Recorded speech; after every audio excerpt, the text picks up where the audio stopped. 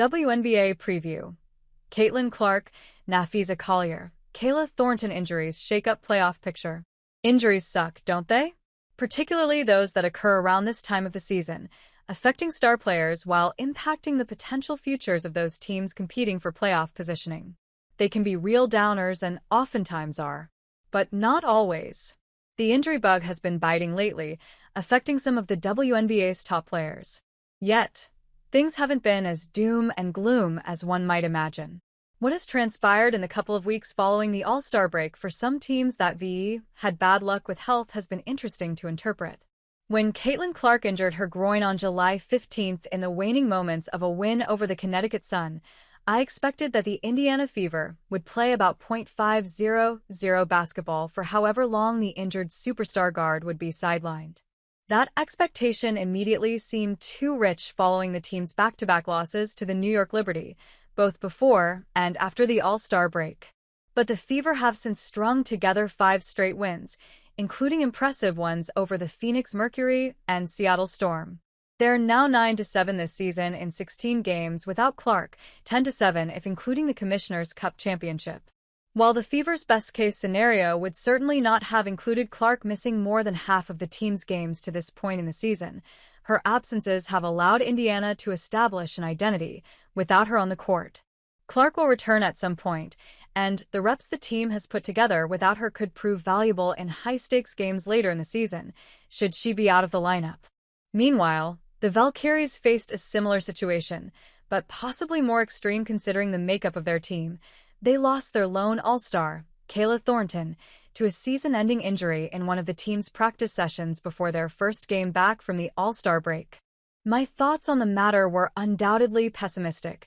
I internally wrote off Golden State and its hopes of staying in the playoff race without its best player. Truthfully, I could end up being correct once all the dust settles. However, only one game separates the Valkyries, the current number 8 seed, from the 9th-seeded Washington Mystics. Yet, here they are nearly 2 weeks removed from the loss of Thornton, having won 4 of their 6 games post-All-Star break. I still have reservations about Golden State sustaining this level of play throughout the rest of the season. However, I'd love to be wrong.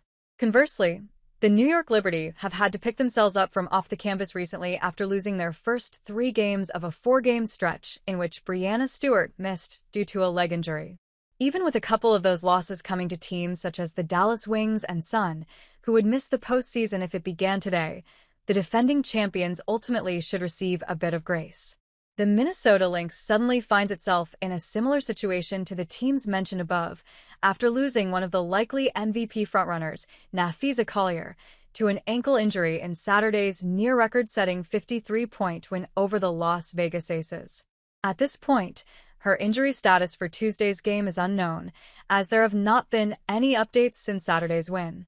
Similarly to the Liberty, the Lynx are a proven great team, and the cushion they've built at the top of the standings should make the hopefully short-term injury less worrisome.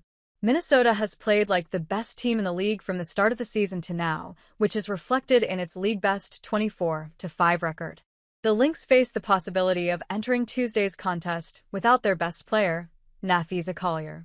And while their 2-1 record this season without Collier shows they're capable of winning in her absence, the task is much more challenging without the services of a likely MVP candidate and reigning Defensive Player of the Year. Regardless, they'll face a desperate Storm team that's fresh off back-to-back home losses while having lost 3 of 4 games.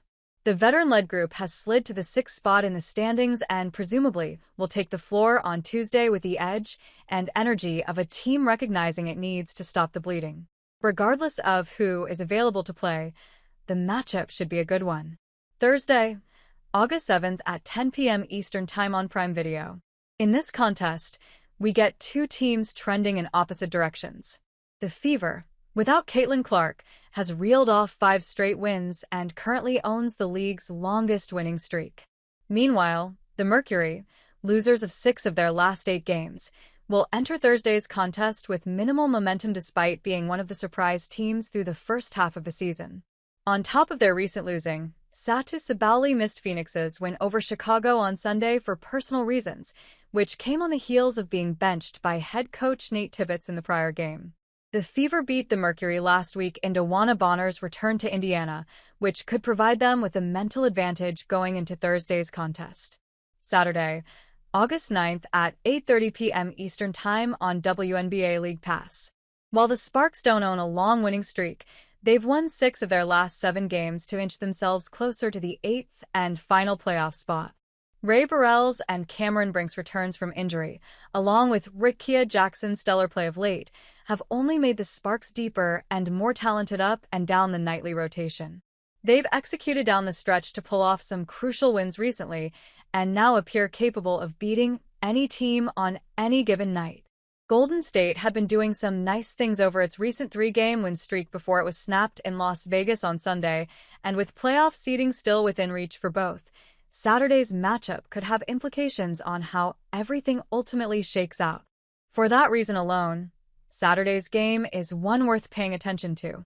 Sunday, August 10th at 12:30 p.m. Eastern Time on ABC.